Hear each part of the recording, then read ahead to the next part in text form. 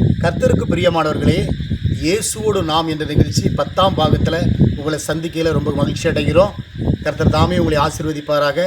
ஒவ்வொரு நாளும் சரியாக இரவில் இந்த வீடியோவை நாங்கள் ஷூட் பண்ணி கண்டிப்பாக போட்டுட்ருக்குறோம். இன்றும் தேவனுடைய வார்த்தையை உங்களோட பகிர்ந்துக்கிறதுக்கு தாமஸ் கடியவர் வந்திருக்கிறாரு. அவர்கிட்ட ஒரு சின்ன ஒரு மெசேஜை கேட்போம். ஐயா வணக்கம்.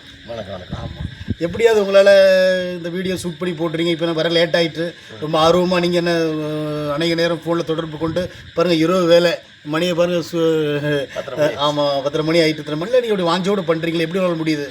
அதாவது ஏசப்பா இந்த நம்ம வாழ்க்கையை கொடுத்தது ஏசப்பா தான். ஆமேன். நம்ம தொழில் கொடுத்தது ஏசப்பா தான். ஆமேன். நம்ம 24 மணி நேரமும் கண்மணி போல் நம்ம பாதுகாத்துட்டு இருக்காரு. ஆமேன். ஏசப்பா இல்லாமல் நம்ம ஒன்றும் செய்ய முடியாது. ஆமேன். அப்படிங்கும்போது இத்தனையும் கொடுத்த ஏசப்பாவுக்கு கொஞ்சமாக நம்ம டைம் ஒதுக்கி ஏசப்பா செய்தி சொல்கிறது நான் ரொம்ப பெருமைப்படுறேன், சந்தோஷப்படுறேன். ரொம்ப சந்தோஷங்க.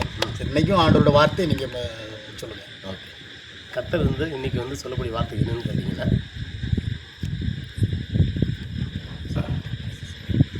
சங்கீதம் 40ஆம் அதிகாரம் 13ஆம் வசனம்.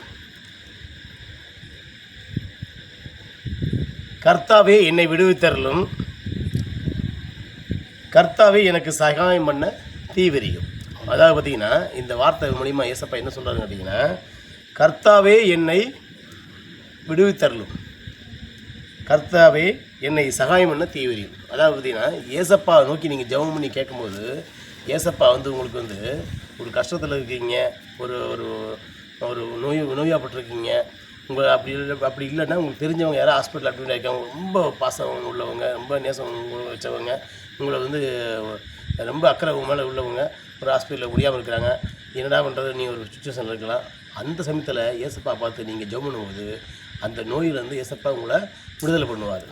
ஏசப்பா உங்களை நீங்கள் எப்படா ஜெபம் பண்ணுவீங்க, எப்படா ஏசப்பாட்ட கேட்பீங்க, நம்ம எப்போ விடுதலை கொடுக்கலாம் சொல்லி ஏசப்பா வாஞ்சியோடு உங்களை உங்கள் ஜெபத்தை கேட்கறக்காண்டி ஆர்வமாக உட்காந்துருங்க.